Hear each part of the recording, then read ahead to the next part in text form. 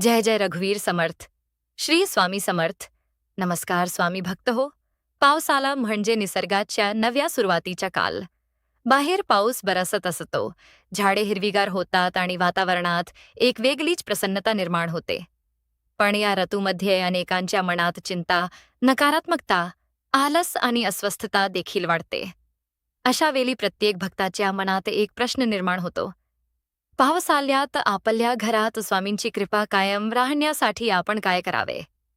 आजच्या या व्हिडिओमध्ये आपण अशाच 5 अत्यंत महत्त्वाच्या गोष्टी जाणून घेणार आहोत.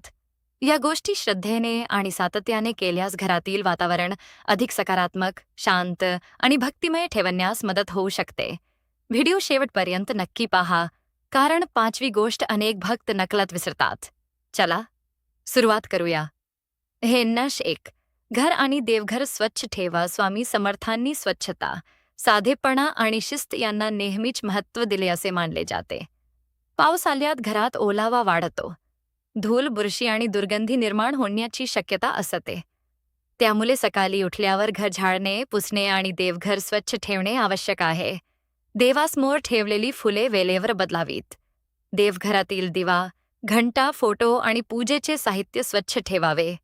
स्वच्छ घरात मनालाही प्रसन्नता वाटते आणि भक्तिभाव अधिक वाढतो. लक्षात ठेवा, जिथे स्वच्छता असते तिथे मनः शांती असते, आणि जिथे मनः शांती असते तिथे भक्ती सहज फुलते.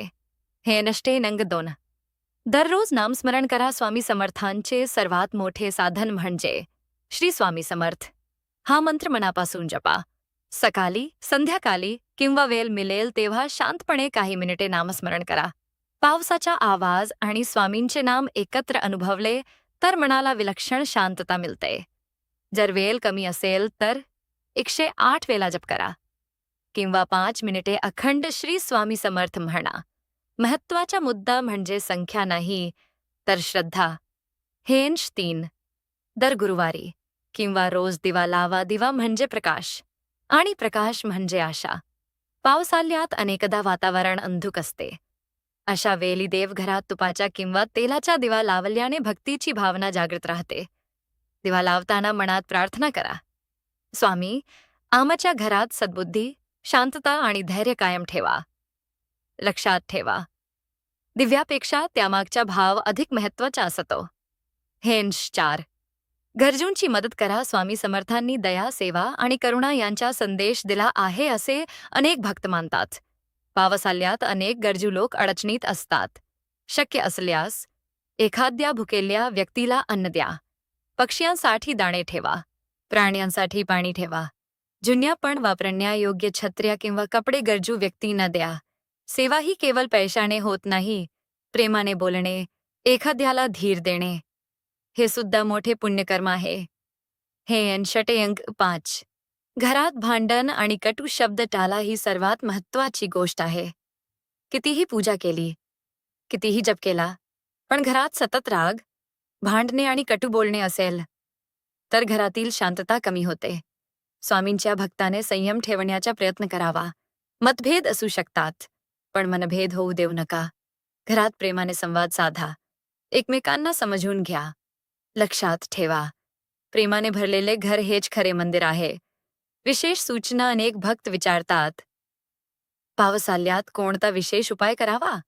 त्यासाठी सर्वात सोपा मार्ग म्हणजे दररोज काही मिनिटे स्वामींचे स्मरण करा. स्वामींच्या चरित्राचे थोडे वाचन करा.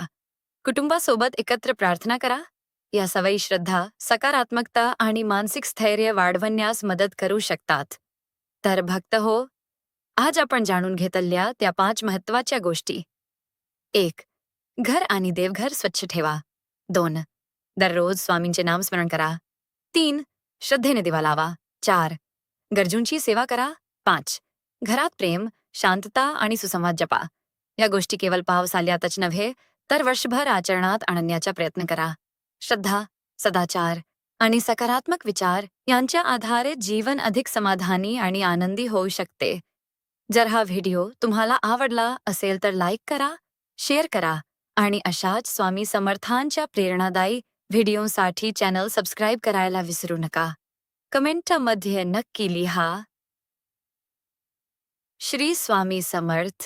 आपल्या सर्वांच्या जीवनात सुख, शांती आणि सद्बुद्धी नांदो हीच प्रार्थना.